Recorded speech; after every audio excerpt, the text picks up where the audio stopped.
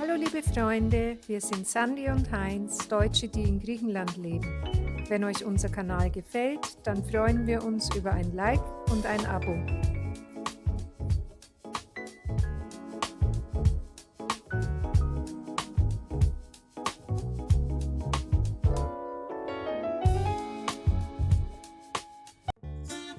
In diesem Video entdecken wir gemeinsam die Palamidi-Burg von Nafplio, machen einen Spaziergang in der schönen Stadt Nafplio und fahren mit euch an den Kanal von Korinth.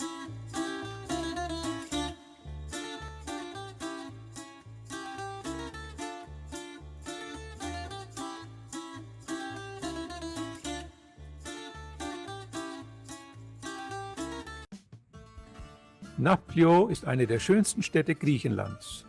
Wir halten sie sogar für die schönste. Erstmals wurde der Name bereits um 1370 v. Chr. in einer Ortsnamensliste erwähnt. In der griechischen Mythologie wurde sie von Nauplius, dem Sohn des Meeresgottes Poseidon, gegründet. Nafplion war schon immer das Ziel vieler Eroberer und erlebte eine Blütezeit unter byzantinischer Herrschaft, bis es von den Franken und im 13. Jahrhundert von den Venezianern erobert wurde. Bis 1822 war es dann abwechselnd unter türkischer und venezianischer Herrschaft. Seit 1822 ist Nafplio wieder unter griechischer Kontrolle und war sogar von 1829 bis 1834 die erste Hauptstadt des von den Osmanen befreiten Königreichs Griechenland. Als erster König der konstitutionellen Monarchie Griechenland residierte der Wittelsbacher Prinz Otto als König Otto I. in Nafplio.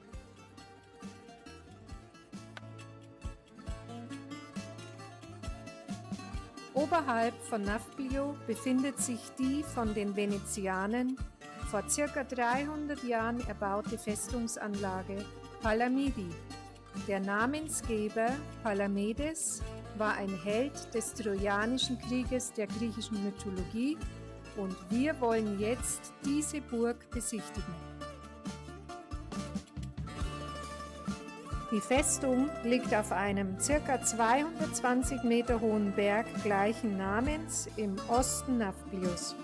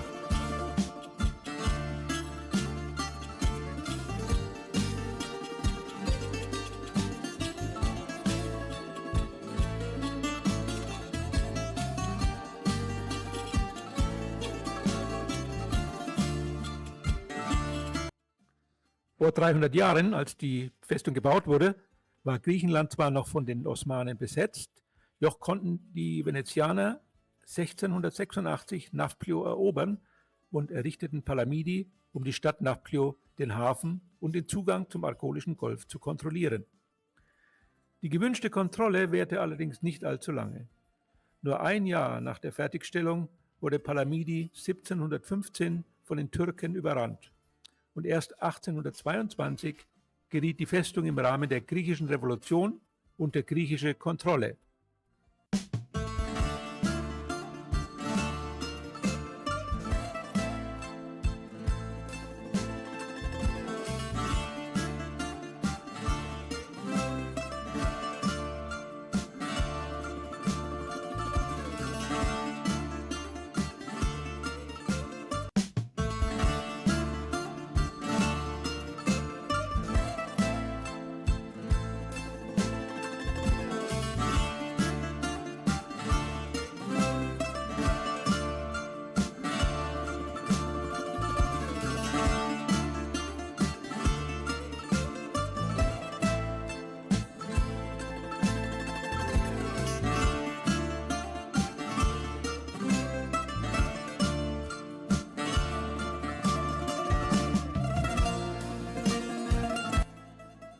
Die Festungsanlage wurde seinerzeit von den Venezianern nach strengen und effektiven militärischen Grundsätzen entworfen und gebaut. 8 autonome Bastionen sind durch Mauern verbunden und jede einzelne Bastion wirkt wie eine kleine Festung und kann unabhängig von den anderen verteidigt werden. Die Mauern sind niedrig und breit, um Artilleriefeuer standzuhalten. Etliche Bastionen wurden nach antiken griechischen Helden benannt, auch um die Stärke der Festung zu betonen. Es gab die Bastionen Leonidas, Achilles, Themistokles, Miltiadis und Epaminondas. Die Hauptbastion erhielt den Namen Agios Andreas, also Heiliger Andreas. Sie diente als Hauptquartier und hatte eine Kirche, die noch heute in Betrieb ist und am 30. November die jährlichen Feierlichkeiten zur Stadtbefreiung von den Osmanen veranstaltet.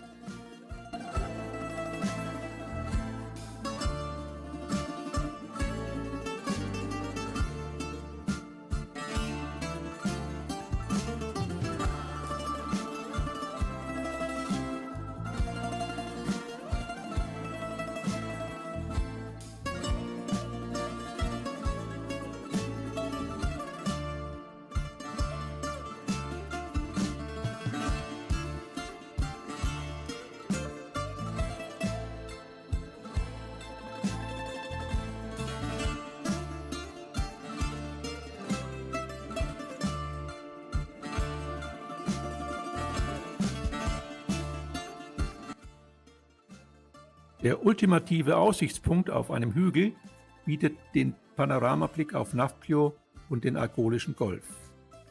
Man erkennt auch die kleine Festung Burzi im Meer. Sie wurde im 15. Jahrhundert von den Venezianern errichtet und diente der Sicherung des Hafens. Ihren Namen erhielt sie in osmanischer Zeit, denn osmanisch Burzi bedeutet Burg. In der heutigen Zeit finden hier kulturelle Veranstaltungen statt. Die spektakuläre Aussicht ist wirklich grandios.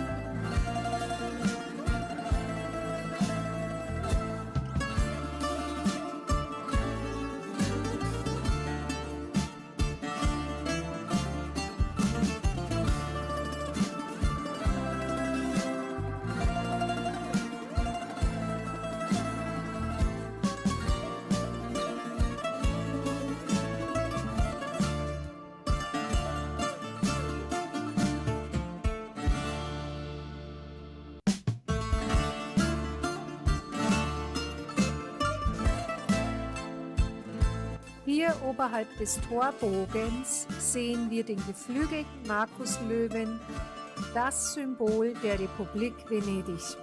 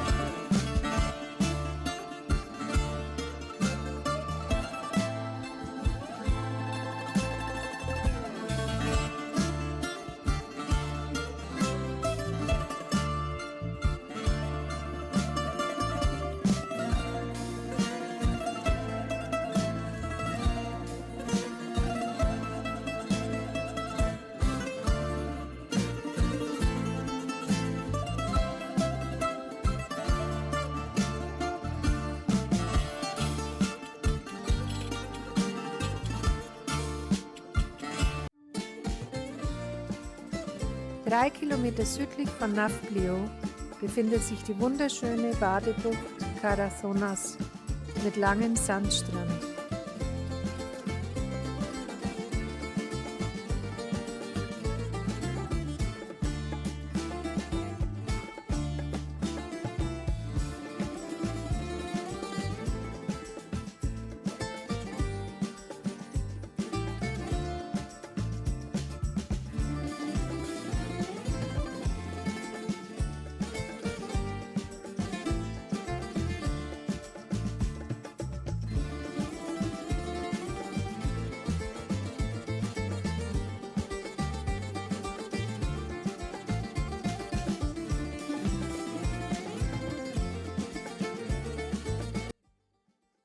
Palmen und Eukalyptusbäume spenden wertvollen Schatten und im Sommer haben dort auch zahlreiche Tavernen und Cafés geöffnet. Zu dieser Bucht führt auch von Nafplio aus ein wunderschöner Wanderweg direkt am Meer entlang. In circa 45 Minuten gelangt man von Nafplio zur Badebucht und der Weg ist auch der beliebteste Weg zum Spazierengehen für die Einheimischen.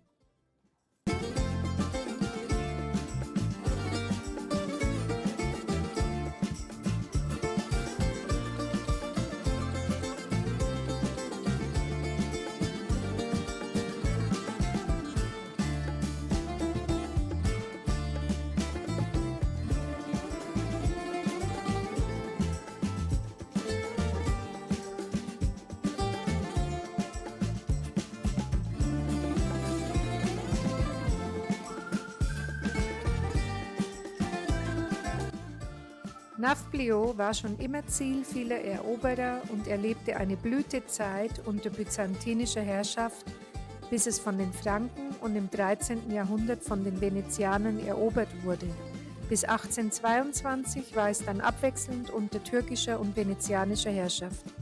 Seit 1822 ist Nafplio wieder unter griechischer Kontrolle und war sogar von 1829 bis 1834 die erste Hauptstadt des von den Osmanen befreiten Königreichs Griechenland. Die Architektur dieser malerischen Stadt ist venezianisch geprägt und bezaubert mit blumengeschmückten engen Gassen und malerischen bunten Häuserfassaden, zahlreichen Boutiquen und Restaurants.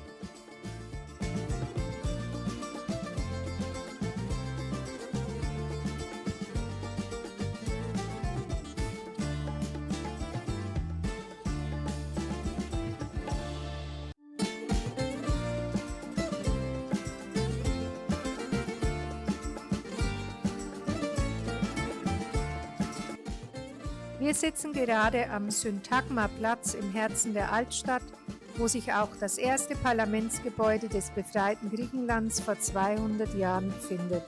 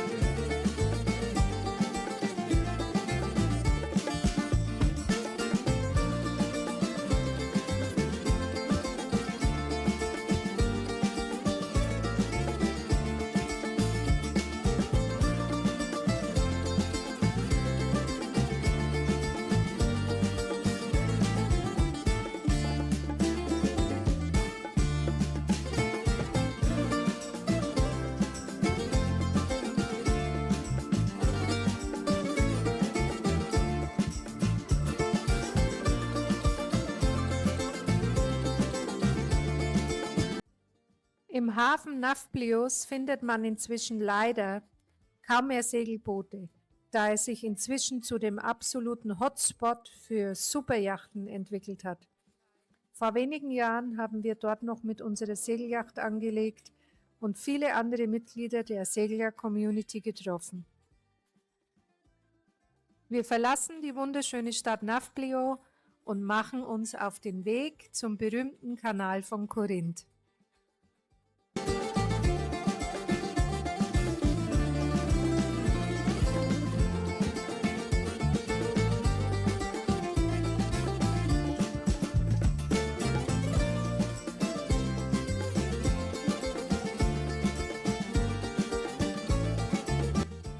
Der Kanal von Korinth durchquert den sogenannten Isthmus von Korinth, also die Landenge, die den Peloponnes mit Zentralgriechenland verbindet. Vorher wurden an dieser Stelle Schiffe bereits in vorchristlicher Zeit über Land gezogen. Man ersparte sich von Patras aus mehr als 400 Kilometer Schifffahrtsweg um die Halbinsel Peloponnes herum Richtung Piräus bzw. Athen. Die Idee dieses Kanals ist bereits 2600 Jahre alt und es wurden sowohl von den Römern als auch von den Venezianern Kanalbauversuche begonnen, aber schnell wieder aufgegeben. Erst Ende des 19. Jahrhunderts konnte der Plan realisiert werden. Fertiggestellt wurde er 1893. Der Kanal ist 6,3 Kilometer lang, knapp 25 Meter breit, ca. 8 Meter tief. Die Steilwände sind bis 79 Meter hoch. Er ist für Schiffe bis zu einer Breite von 17 Meter befahrbar und ist der teuerste Kanal weltweit, was die Gebühren pro Meter Schiffslänge bezogen auf die Länge des Kanals angeht. Er verbindet den Golf von Korinth mit dem Saronischen Golf und 5 Brücken überqueren den Kanal und an beiden Enden befindet sich jeweils eine versenkbare Brücke, die bei Annäherung eines Schiffes mittels eines motorengetriebenen Gestänges im Wasser versenkt wird.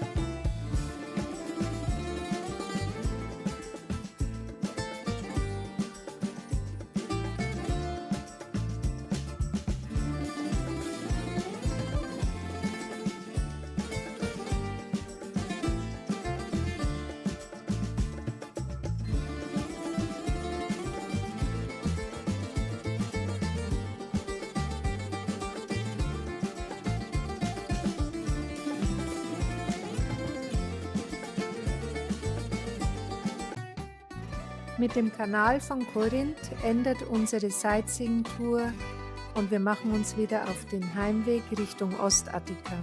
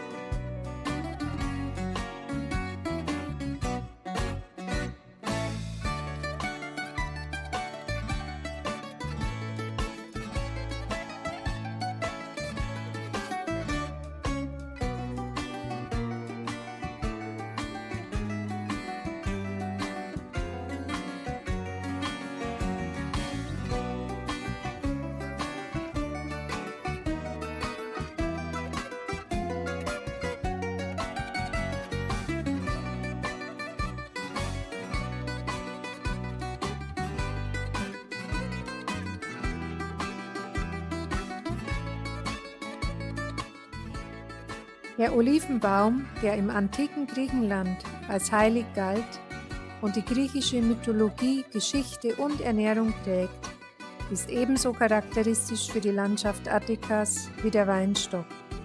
Die prächtigen Farben der attischen Naturlandschaften sind wunderschön.